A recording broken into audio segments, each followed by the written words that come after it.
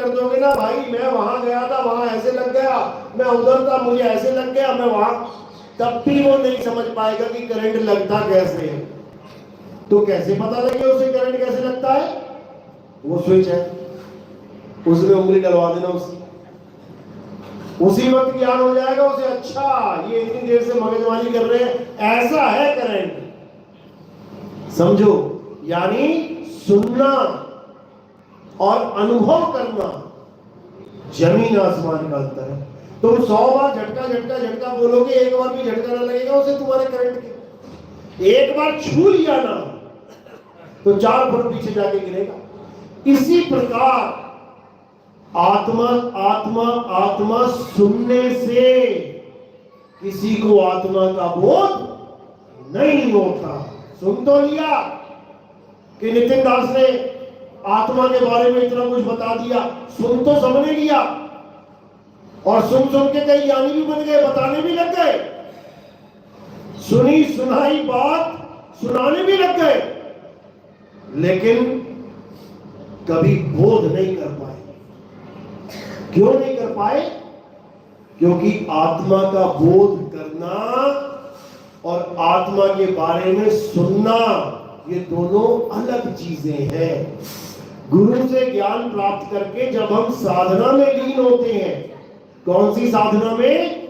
आत्म साधना में, आत्म चिंतन में, आत्म साक्षात्कार में लीन होते हैं, तब जाके हमें पता लग पाता है कि आखिर ये आत्मा भला क्या है, ये आत्मा होती कैसी है।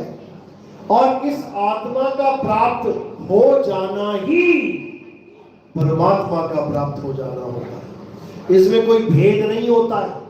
जैसे तुम कुएं का पानी पी लो या कुएं से निकले हुए मटके का पानी पी लो, क्या उनमें भेद है? कोई भेद नहीं है। क्यों? क्योंकि दोनों तत्व एक समान है। ये तत्व ज्ञान है, इसी को समझना है। तो अध्याय 4 34वां श्लोक यही बता रहा है। क्या कह रहे हैं कृष्ण जी? कि हे अर्जुन, जो ज्ञान मैं तुम्हें कुरुक्षेत्र की धरती पे सुना रहा हूं, जो आत्मा का ज्ञान मैं तुम्हें बता रहा हूं, मेरे बताने से तुम्हें इस ज्ञान का यानी सत्य का बोध नहीं होगा। केवल मेरे बताने से और तुम्हारे सुनने से आत्मा का बोध नहीं होगा। कैसे होगा? क्या बोला कृष्ण जी? बोले, हे अर्जुन, अगर तुम सत्य का बोध करना चाहते हो, अगर तुम आत्मा का ज्ञान प्राप्त करना चाहते हो, तो तुम ऐसे तत्वदर्शी संत की शरण में जाओ जिसने अपनी आत्मा को जान लिया है। यानी जो अपनी आत्मा को जान लेगा वही तुम्हें तुम्हारी आत्मा तक पहुंचाने का रास्ता बता सकता है।